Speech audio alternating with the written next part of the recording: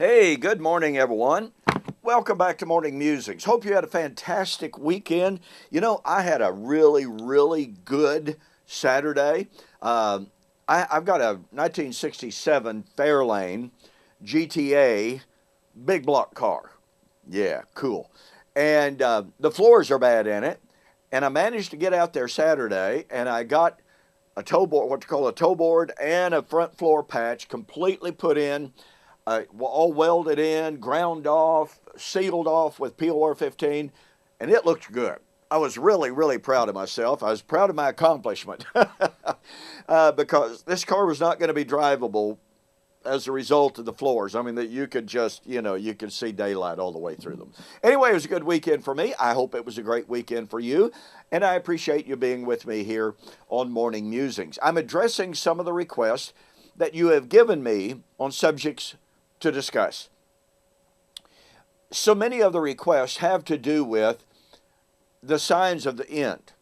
We're supposedly living in the last generation. We're supposedly living in the last days because of the supposed signs that are all around us.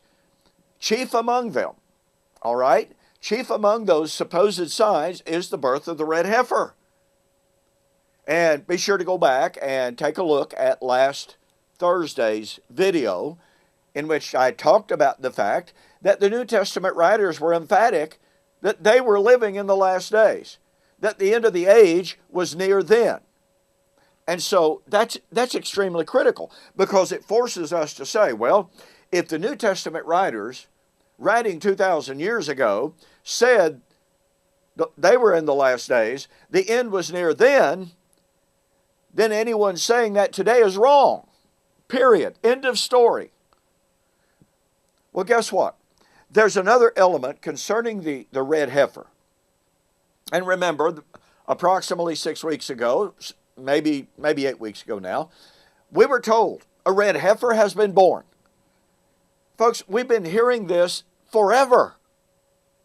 I remember in the 60s a claim being made about a red heifer being born. But I want you to hear me very clearly on what I'm about to say. I want you to catch the power of what I'm about to share with you. In all of the discussions, when the Jewish rabbis tell us, oh, a red heifer has been born, and there has to be a red heifer for there to be a temple, for there to be a priesthood, for priesthood to offer acceptable sacrifices, there has first of all, there's got to be the birth of the red heifer. It's got to be offered as a sacrifice and its ashes sprinkled on the altar and the temple to sanctify it, to purify it, to make it acceptable to God. Evangelical dispensationalists tell us that the ashes of the red heifer are absolutely essential. All you got to do is do a Google search for ashes of the red heifer, the birth of the red heifer. I mean, you will find buku's gazillion articles on the red heifer and how essential it is to have a temple, priesthood, and sacrifices. Okay, please catch the power of the following point. Even if a 100% certified red heifer were to be born, it would not mean one single thing prophetically or biblically. It would mean genetically that a red heifer had been born. That's it. But how do I know that the birth of the red heifer would mean absolutely nothing prophetically? I know that because, listen carefully, the law of Moses that commanded and demanded the sacrifice and the sprinkling of the ashes of the red heifer, that law of Moses has been removed by Jesus Christ.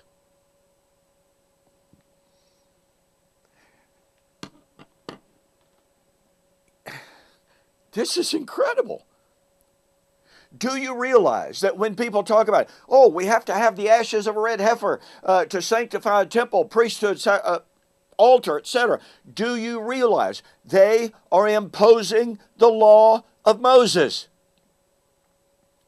In other words, this is an imposition of the law of Moses. So let me ask you, the viewer, do you believe that the law of Moses is in effect today? Now, 99.9% of all Christianity says, oh no. No, Christ took the law of Moses out of the way. Okay, if Christ took the law of Moses out of the way, then guess what? The law of the ashes of the red heifer have been taken out of the way. They are not valid. Pardon me. They are not binding. They are not necessary. Therefore, no matter what, no matter if 10 red heifers were to be born, there is no current demand or justification for the use of the ashes of a red heifer. Now here's the question. Do you believe that the law of Moses will be established or re-established? You know, even the most ardent dispensationalists do not believe that. Thomas Ice doesn't believe that. He's on record in writing, denying that the law of Moses will be reestablished. Okay, so if Christ removed the law of Moses, annulled it, abolished it, took it out of the way, it's no longer binding. And if the law of Moses will never be reestablished, then to argue that the recent birth of a red heifer is biblically significant is absolutely a violation of what the Bible teaches. So let me reiterate, and we have more to say about it. To say that the birth of a red heifer is prophetically significant, Levitically significant, significant for Torah, significant for a temple, significant for a priesthood, to say that and to demand that demands that the law of Moses is still in effect. If the law of Moses has been annulled, as the Bible clearly teaches, there is no need, there is no place for the ashes of a red heifer. And if there is no need for the ashes of a red heifer, the implications of that for the Messianic temple are profound. We'll discuss that on the flip side, but in the meantime, you need to get a copy of my book, The End of the Law, From Torah to Telos, The Passing of the Law of Moses.